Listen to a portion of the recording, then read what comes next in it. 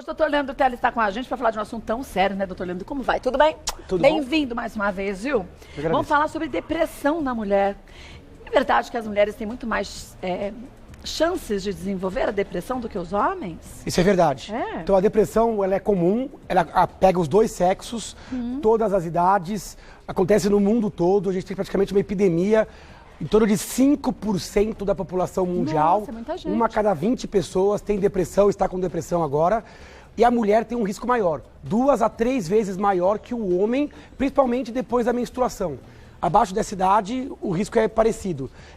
Depois da menstruação, o risco da mulher é pelo menos o dobro do risco do homem. Então quer dizer que nos momentos que a mulher está naquela TPM, ela sofre mais com a depressão? Não, E depois do climatério também?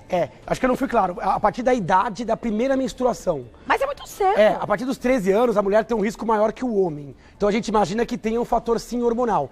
Agora, o que você falou também é verdade. A mulher no climatério, na gravidez, no pós-parto e naqueles dias que antecedem a menstruação, ela tem uma susceptibilidade maior à depressão também.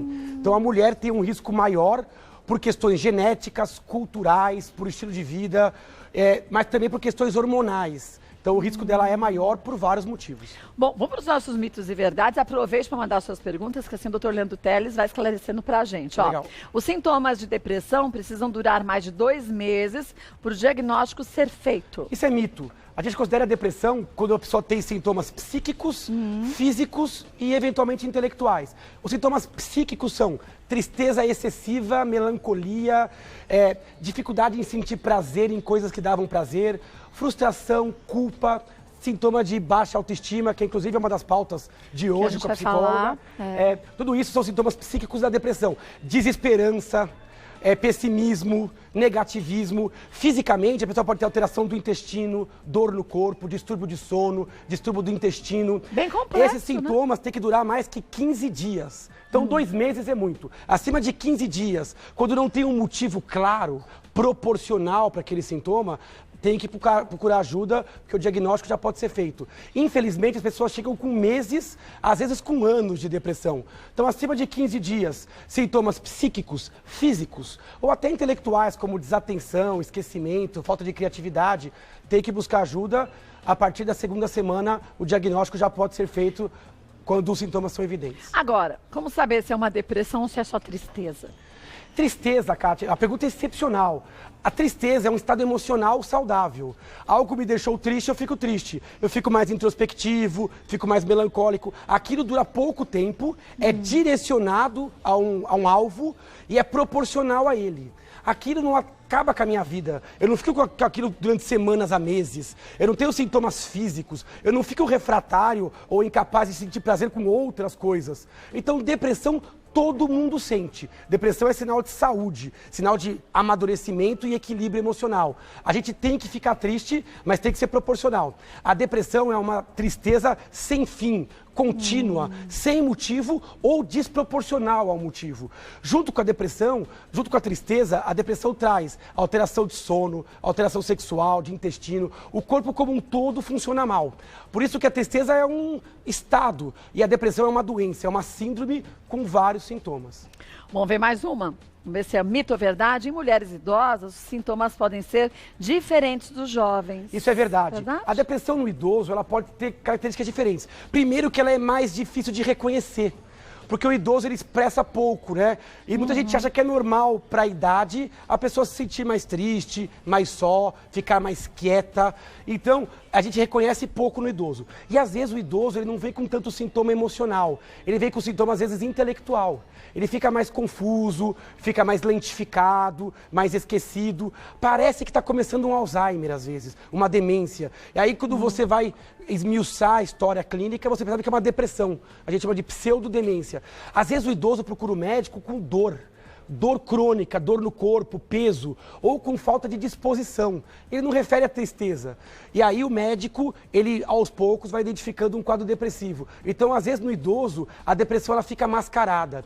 Existe hoje uma epidemia de suicídio no mundo e uma das populações que mais pratica o suicídio são a população de idosos, acima de 70 anos. Então, a depressão não reconhecida no idoso pode levar ou ao suicídio, claro, ou ao suicídio em vida, que é a pessoa ficar se isolando e acabar tendo uma perda importante de qualidade de vida. Mas acho que isso porque existe um preconceito muito grande contra os deprimidos, porque a gente acha que é falta de vontade de se mexer, fora de vontade de sair dessa situação, quando é uma coisa química, né? Um processo químico, totalmente químico. Então a pessoa sofre com o preconceito do outro e o próprio preconceito. Mesma, a pessoa se sente envergonhada de estar depressiva, como se aquilo fosse culpa dela. Ou escolha, né? Porque a cultura, a sociedade planta isso. Ah, é uma fragilidade, é uma fraqueza. Não, é uma doença como a diabetes, como a hipertensão, como o infarto agudo do miocárdio. É uma doença como qualquer outra, que tem determinantes genéticos, bioquímicos e de história de vida. Ninguém se deprime porque quer. E ninguém sai da depressão por força de vontade. Ou porque, olha, vamos chacoalhar, vamos levantar, vamos no shopping, vamos gastar. Não. A depressão é uma doença do cérebro. É uma doença química do cérebro. Então é importante que quando você vai combatê-la, primeiro você tem que respeitá-la. E depois usar várias técnicas, inclusive, em alguns casos, o medicamento. Vamos ver mais uma? Próximo. Mito ou verdade? Depressão pós-parto é um evento raro. Aí me queimaram. É mito. E é mito. É tão mito que até já foi mito. Já foi direto, Porque a depressão pós-parto é uma depressão comum. 10 a 15% das mulheres no pós-parto têm quadros depressivos. A gente considera pós-parto, Kátia, até um ano depois que o bebê nasceu. Então não é só naquelas primeiras semanas, a meses do bebê. Até um ano a gente ainda considera dentro dessa síndrome. A fase de maior risco é entre 1 mês, 2 meses depois do parto. Uma coisa que é muito comum é dias depois que o bebê nasce, a mãe se sente muito cansada, indisposta. Isso não é depressão, isso é normal. É para o corpo se readequar, né? Os hormônios caem, tem aquela privação de sono, aquele grau de responsabilidade. Então, alguns dias depois, a gente chama de blues. A mãe ela fica um pouco estranha durante alguns poucos dias ou poucas horas e se recupera. A depressão pós-parto já é uma coisa mais intensa. Duração de 2, 3, 4 semanas, onde ela se sente realmente incapaz, frustrada, culpada. E isso pode atrapalhar muito ela no seu rendimento social. Principalmente mulheres de baixa renda, baixa escolaridade ou com problemas de relacionamento, com problema socioeconômico. Então isso é muito comum e ainda é negligenciado. Então, você percebeu uma pessoa que está com um bebezinho pequeno, começou com sintomas depressivos, buscar ajuda médica. Agora, nesses casos de depressão pós-parto, é comum que a mulher renegue a criança, o filho, não? Pode acontecer. Pode. Aquela forma grave que a gente vê, às vezes, da psicose, né? Da mãe que às vezes quer ou atenta contra o filho, ou tem uma psicose, uma paranoia, esses casos são raros. 1 a cada 1000 nascimentos. Mas, se você não tratar uma depressão, a mãe pode começar a se afastar do bebê. Então, ela pode começar a não cuidar muito bem do bebê e dela, pode adoecer. Então, ela pode separar, acabar casamento nessa fase. Então, a depressão pós-parto é um problema de saúde pública que tem que ser conhecido e muitas vezes remediado. Às vezes a pessoa fala, eu não vou tomar remédio porque eu estou amamentando. Tem que conversar com o médico, quais são as opções, com o pediatra. É importante que a mãe esteja bem, porque ela é o centro, né, da família. E sabe que existe também uma coisa que é a depressão do pai pós-parto. O pai pós-parto? O pai tem um risco maior de depressão no pós-parto, por aumento da responsabilidade, da carga emocional, pela privação de sono, coisa que é pouco comentada. Então verdade. O pai também tem, ele entra nesse binômio de paternidade, maternidade e filho e também pode sofrer desse tipo de sintoma. Eu nunca tinha ouvido falar disso. Mas existe, menos do que da mulher, mas existe e tem que reconhecer, porque também é um motivo de descompensação. Uma pessoa com depressão não é ela que sofre, todo mundo ao seu redor sofre. E depois toda uma sociedade sofre. Então a depressão é um problema de todos, não só de quem sofre. Verdade. Vamos ver mais uma? Bora. Formas graves de depressão trazem risco de vida. Verdade absoluta. A depressão grave traz um risco de suicídio que é em torno de 15%. É alto. É muito alto. O suicídio, aliás, é um dos problemas de saúde pública. A 10ª causa de morte no mundo é suicídio. Morre 800 mil pessoas por suicídio no mundo. Uma pessoa morre por suicídio a cada 40 segundos. Nossa Senhora. No mundo. Então, o suicídio é uma causa importante de morte e das pessoas que se matam, muitas estão depressivas e muitas estão sem tratamento. A depressão pode levar o cara a abuso de álcool, abuso de drogas, facilidade de acesso a outros medicamentos, eventualmente, que possam levar ao suicídio. Então, é importante falar sobre isso abertamente, porque não falar sobre suicídio é aumentar a chance. Você só coloca o suicídio de forma meio romanceada, em filmes, na imprensa, com coberturas e tal. Cuidado, a gente tem que colocar o suicídio como uma causa médica médica de mortalidade e a depressão como um dos principais fatores de risco. Outra coisa, mesmo os que não se matam, a pessoa deprimida ela está mais vulnerável, ela não se cuida, ela piora outras doenças. Então ela morre mais de câncer, de infarto, de AVC, ela morre de outras causas, que é uma espécie de suicídio velado por falta de cuidado também. É um suicídio lento, né? Lento, lento. Fora que a vida com depressão grave não é vida. Já é um suicídio em vida. Tem pessoas com depressão grave que não abrem a porta do quarto, que não conseguem abrir a janela para ver o sol. Ela não tem percepção de prazer, ela não tem energia. Às vezes ela não se mata, até por questões religiosas, por questões culturais, mas ela praticamente não vive. Então isso é um suicídio crônico em vida. E nos dias de hoje não tem porquê. Porque existem tantos medicamentos que revertem essa situação. Exatamente. Né, a gente tem várias classes de remédios. A cada semestre lançam novos remédios. A gente tem mais de 10 disponíveis. Tem a psicoterapia, que avança e é muito importante. Hábitos de vida. A gente pode ajudar também culturalmente. Nossa sociedade, infelizmente, ela segrega, ela afasta, ela esconde. Mas a gente pode usar para aproximar, atrair, falando e respeitando o portador de depressão. Agora, a gente tem que parar com aquele preconceito que a gente tem. Se eu começar a fazer o tratamento, eu vou ficar dependente, vou ter que tomar remédio pro resto da vida. Se tiver que tomar remédio pro resto da vida, seja o problema que for, é um sinal que existem bons remédios para trazer qualidade de vida pra gente, né, doutora? Isso é um completo absurdo, né? Porque as pessoas tratam diabetes e ninguém questiona. A pessoa trata asma e não tem problema. A pessoa tem um problema de tireoide e toma o remédio o resto da vida e não tem problema. Agora, depressão não vale assim. Depressão tem que ter hora para acabar, para começar. Aí eu vou viciar no remédio. A depressão vicia mais que o remédio. A depressão, ela leva a mais depressão. É um ciclo vicioso, é uma bola de neve. O remédio, em alguns casos, ele vai durar 6 meses, 1 ano e meio, vai tratar o episódio. Para aquelas pessoas que têm vários episódios ou que têm uma questão genética muito forte, às vezes ele vai durar durante décadas ou, eventualmente, a vida inteira. É melhor viver com qualidade do que viver sem remédio e dominado pela doença. É verdade. Volto que tem muitas perguntas. A primeira delas, da Irene. Minha sobrinha tem 26 anos e apresenta sintomas de depressão. Está cada dia mais triste, fechada no quarto, não tem prazer em nada, parou de se cuidar e mal quer se alimentar. O quadro vem piorando muito nos últimos 3 meses após o término de um namoro. Ela tem depressão ou é só uma desilusão amorosa? A gente fica na dúvida, né? Porque existe um gatilho, né? Que é a desilusão amorosa. Agora presta atenção nos sintomas que essa menina está apresentando. Primeiro, mais que 15 dias. 3 meses no estado onde ela está se fechando, tem uma tristeza desproporcional, não tem prazer em nada. Então, uma desilusão amorosa normal não causa esse estado de tanta alteração, a ponto dela não se alimentar, né? Então, eu acho que a desilusão amorosa, ela existiu e foi o gatilho para um quadro mais grave, potencialmente depressivo. Então, ela precisa procurar ajuda médica, né? Essa paciente precisa ser levada rapidamente ao médico para conversar. Não é porque aconteceu alguma coisa que justifique o início do sintoma que aquilo tem que ser negligenciado. Ela está não se alimentando, se trancando, perdendo inúmeras oportunidades de vida e apresentando um grande sofrimento para ela e para as pessoas que a cercam. Então, ela tem critérios que sugerem que ela possa estar depressiva.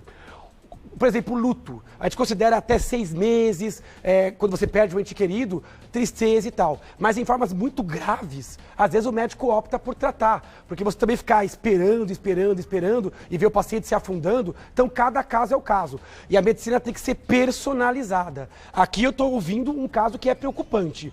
Pode até ter sido um gatilho, mas existe uma suspeita de depressão, sim. Quer dizer, mesmo tendo um gatilho, pode ser depressão. Pode, porque e não às vezes... um gatilho só tristeza, Exatamente, porque o gatilho, ele às vezes empurra alguém que já tem uma tendência, né? Aí vai ter que conversar com ela muito bem, que tipo de relacionamento era, como é que acabou, para o médico julgar se aquilo é proporcional ou não.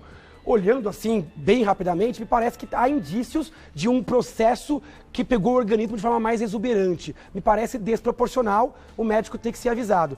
E se for o caso, vai dar o diagnóstico e o tratamento correto. Então, Irene, leva sua sobrinha no médico, viu? E se não for depressão, pelo menos uma ajuda psicoterápica ela precisa, né? Porque ela não está bem, né?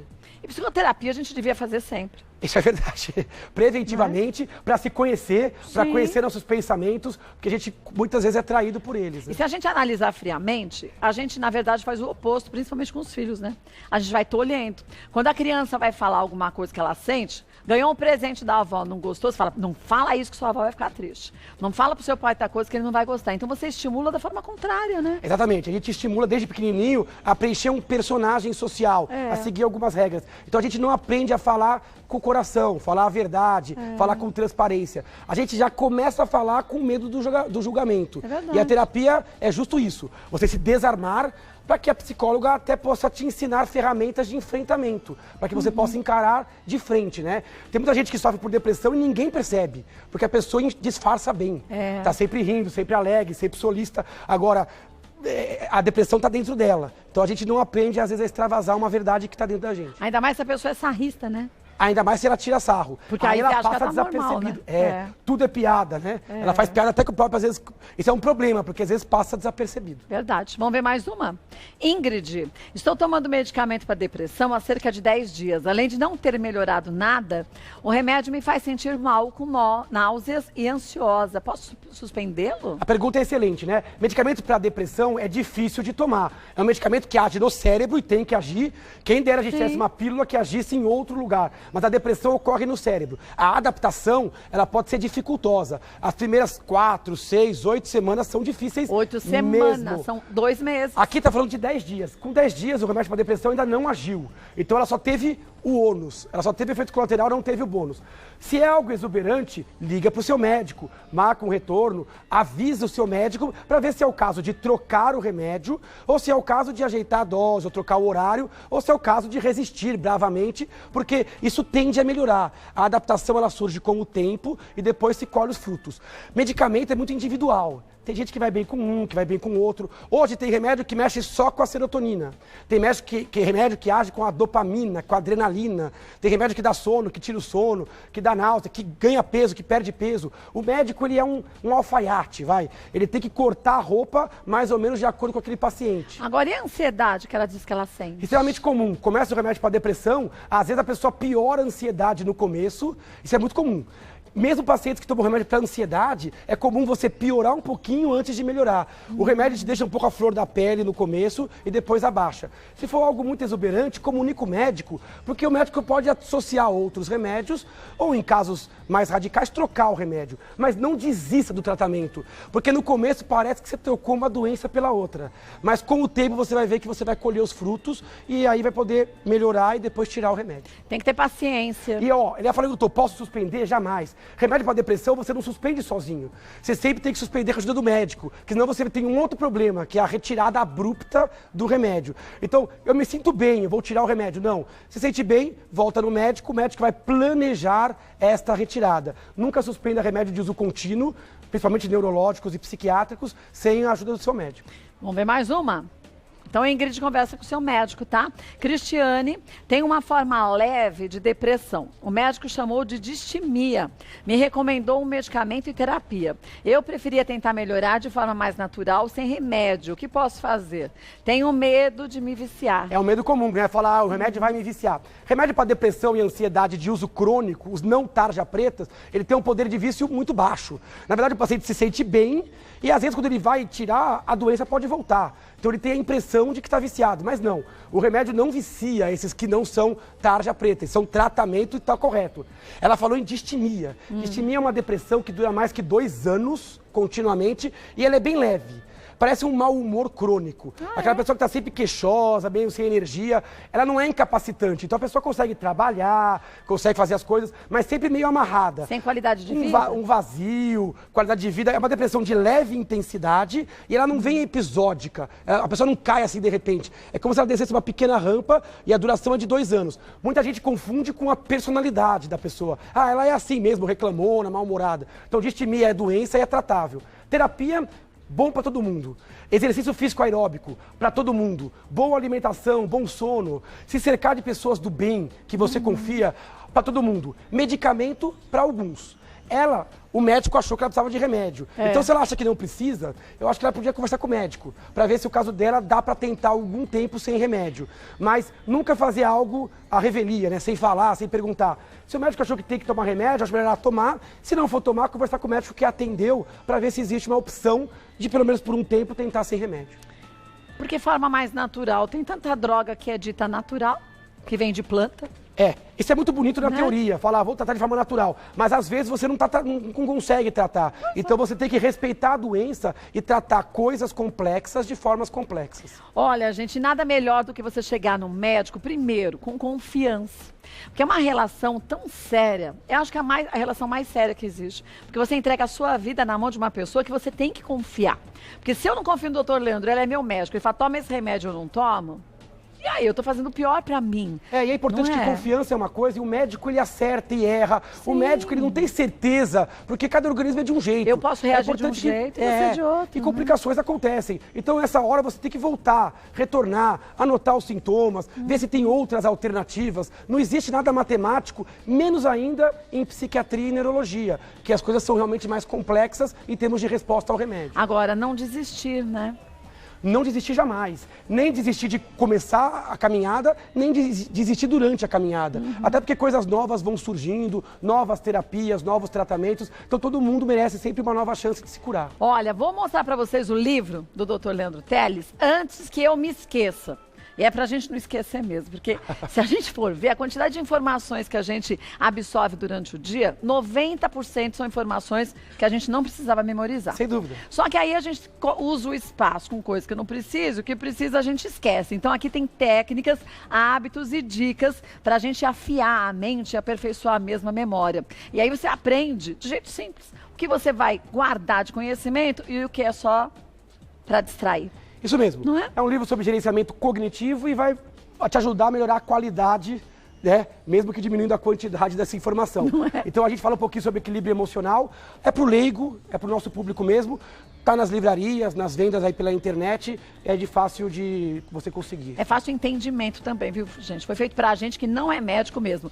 Vou passar pra vocês o site do Dr. Leandro Telles. Lá tem algumas matérias legais pra você saber também. Mas como o Dr. Leandro sempre diz, e a gente fala todos os dias no programa, anota os seus sintomas, anota o que você sente. Ah, eu acordo de manhã mais deprimida, à tarde eu também fico. Sei lá, coisas que pra gente pode não ter significado nenhum. E pro médico pode fazer uma diferença incrível, né? Sem dúvida. A gente chama de diário de sintomas. Chegar com isso já planejadinho, organizado, levar para o seu médico de confiança, é meio caminho andado. Olha, o site é www.leandroteles.com.br, leandroteles.com.br, tem Facebook e Instagram.